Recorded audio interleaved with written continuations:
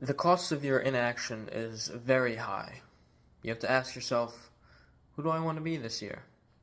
And how do I actually move towards it and become that person that I've always wanted to be? Or get that job I've always wanted to get, or improve my relationship with my partner, or find a partner, or just be a better you, right? Now that it's the new year, we have three cohorts of people, generally speaking. We have the people who make New Year's resolutions the night of New Year's Eve and tell everybody about it, and hey, what's your New Year's resolution? And they say it, and they never even start. They joke about it, they get messed up, they drink a lot, and that's how they're starting off their new year, and that's how they continue it, and they're going to get to the end of next year, 2024, and they're going to be in the same place, still miserable and unfulfilled. Now that's the first cohort of people. The second are the types of people who will start something new and quit maybe a day in or a week, or maybe they might even make it as far as a month, right? But they don't have the commitment. They think they want to do this, they think they want to achieve this and go for this goal, but they don't have drive, they don't have to actually fulfill the goal and stay consistent with whatever that goal is for them. And then the third cohort of people, which is the group that you should be in and that I want you to be in if you're watching this video, is the people that start something new this upcoming year and actually stick with it and are consistent and achieve the goal that you want to achieve, and your life becomes better.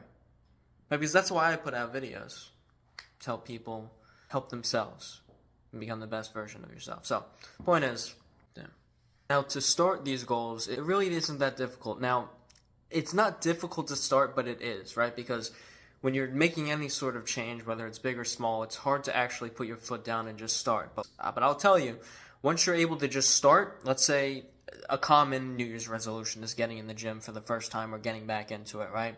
The second you get and you walk into the gym, there's your first step of success and what's going to get the ball rolling. But it's easy to think, all right, well, I want to go to the gym, but you don't even get the membership, you don't step in there, and then you're screwed because you don't even start. Once you start, everything starts flowing.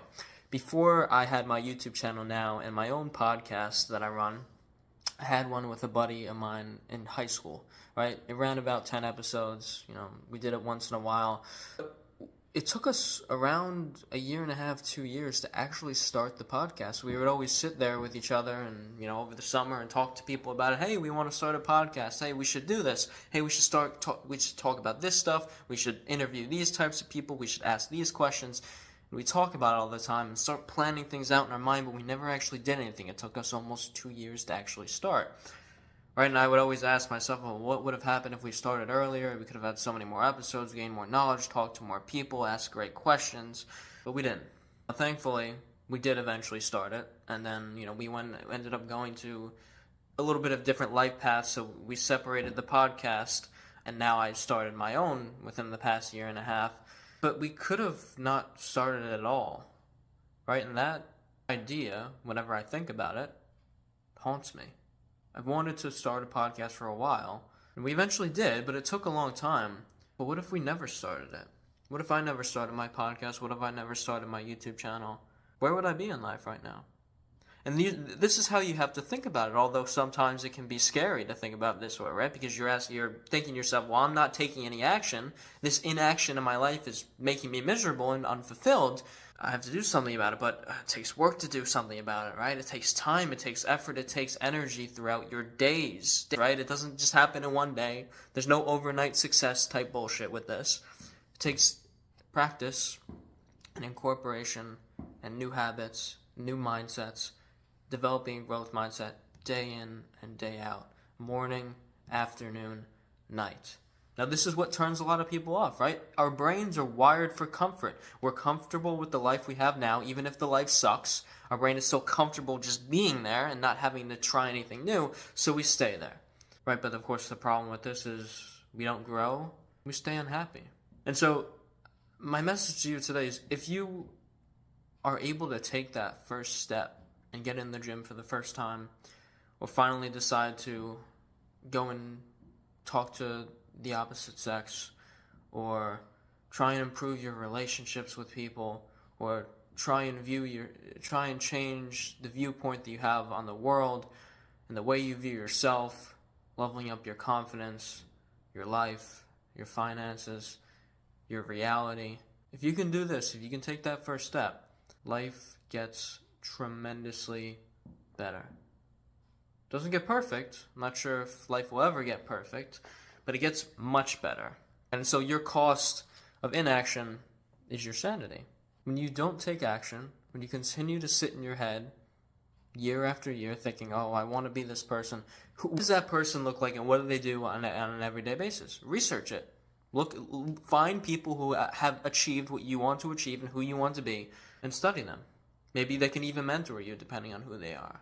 But learn about them and their life and how they got there and what they did to get there, because, people would say, oh, no, you're just going to steal their ideas and you're going to steal what they did. Steal what they did, right? If they were not confident at a certain point in their life and they are now very confident, figure out what they did to become confident, and you can take some of that information and apply it directly to your life. It may not be universal information, like his situation or her situation may have been super unique, but there's definitely some key points in there that you can take for yourself. And like I just said, there might even be concepts that you can just fully take, okay, they did that, let me do that, and it works. Right? But you don't know that it works or doesn't work because you've never tried. Right? And there's no harm in trying, but it's scary to try because nobody else is trying. When nobody else is trying, well, then why would you try, right? I mean, what's the big deal if you don't follow your dreams? It's fine. Don't worry about it. You reached your teenage years and everyone told you it was fine. You have to be realistic now.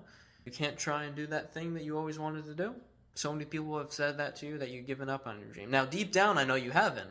I know you still feel it. But psychologically, in your conscious mind, you've given up on it. You say, no, it's not worth it to start. It's not worth it to try. Because everyone told me it's not going to work out. Right, but this all leads back to the importance of the people you surround yourself with, and I'm sure you've heard about this concept plenty of times, but it really is the key foundation for your life. If the people you surround yourselves with don't have any ambition, don't have any goals, living a mediocre life, that's what you're going to do too. But you might have this desire within you to be something more or different, or go after what you want to truly go after, but they'll hold you back. And I'm not saying cut these people off completely. You could just spend less time with them. Right? But notice how you feel around these people and how your drive and your motivation is killed towards your dreams because they're not chasing anything. They like to gather and they like to talk about things and they like to have fun, but they don't do anything productive aside from that. There's no improvement, there's no development. And this will take a toll on you if you're in the mindset of I want to improve. If you don't want to improve and you're hanging out with those people, then that's fine, right? You're going to feel fine because you're just doing what you're used to doing and you don't want to do anything more. So it doesn't really matter. If you're watching this video, if you're this far into it, you probably do want something more for yourself and you do want to be better. So my first idea with that would be, if you're primarily surrounded with these types of people, spend less time with them and see how you feel. Right? It might be a little bit lonely at first. Definitely was for me because, as human beings, we're wired for connection. We always want to communicate and talk to people, but sometimes you have to distance yourself from people who aren't allowing you to pursue what you truly want to. You might be thinking to yourself, well, they just had it handed to them. It was very easy for them. They just made it to the top. They were an overnight success. Overnight successes do happen, but they are super slim. Now, the boom might have been in one night, but it may have taken them 10 years to actually get to where they were. Right? There's a quote, it goes, it takes 10 years to become an overnight success.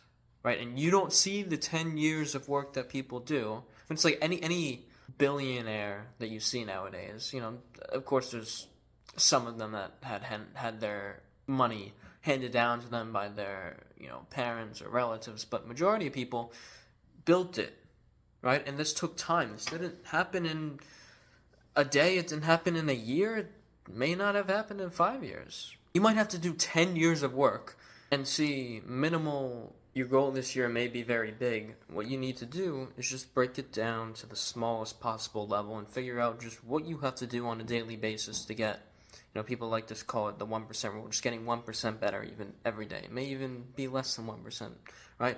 But the point is, you're doing something when you try. And when you incorporate something and do it every day, even if you don't see the result in a week, in a month, in 3 months, right? Because, think about this. You, on January 1st, start going to the gym.